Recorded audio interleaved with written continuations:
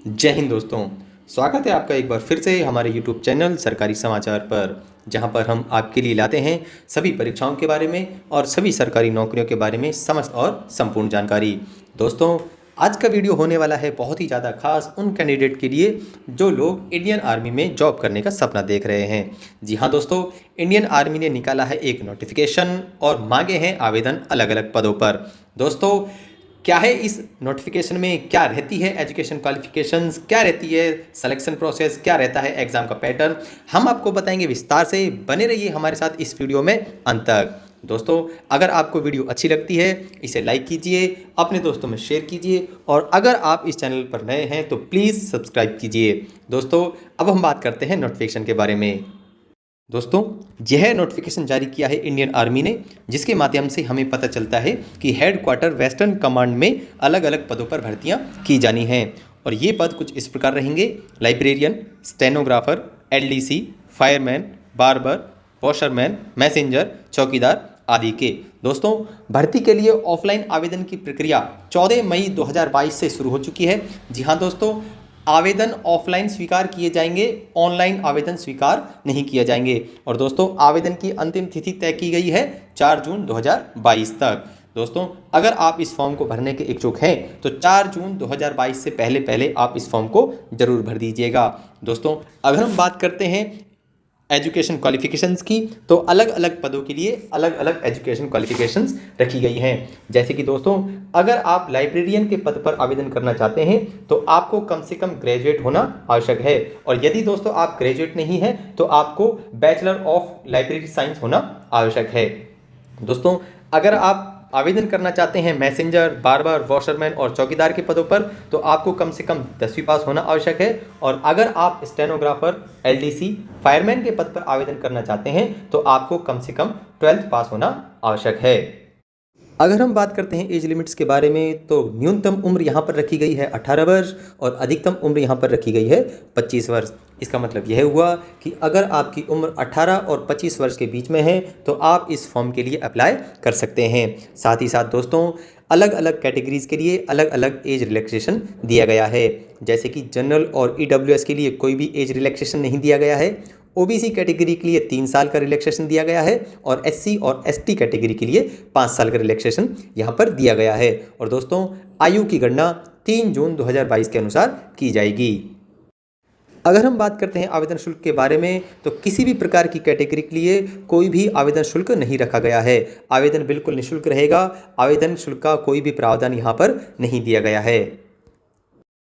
अगर हम बात करते हैं सिलेक्शन प्रोसेस के बारे में, तो सेलेक्ट होने के लिए आपको 4 स्टेजेस से गुजरना होगा।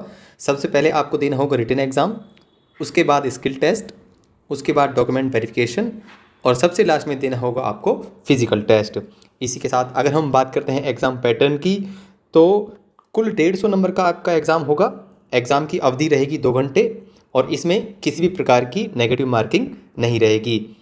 एग्ज़ाम आपका ऑफलाइन मोड में होगा और ऑब्जेक्टिव टाइप प्रश्न होंगे, जिसमें जनरल इंग्लिश के 50 क्वेश्चंस होंगे 50 नंबर के, न्यूमेरिकल एप्टीट्यूड यानी कि मैथ्स रहेगी आपकी 25 नंबर की, जनरल अवेयरनेस और जीके रहेगी आपकी 50 नंबर की, जनरल इंटेलिजेंस एंड रीजनिंग आपकी रहेगी 25 नंबर की। इस प्रकार कुल 150 नंबर का आपका यह एग्ज़ाम होगा। दोस्तों, अब हम आते हैं नोटिफिकेशन के ऊपर। तो जैसे कि आप स्क्रीन पर आपके सामने देख सकते हैं, यह रहा notification. Government of India, ministry of defence की तरफ से ये नोटिफिकेशन है और यहाँ पर recruitment notice for the post of librarian, stenographer, LDC, fireman, messenger, barber, washerman, इन सभी पदों पर ये नोटिफिकेशन जारी हुआ है।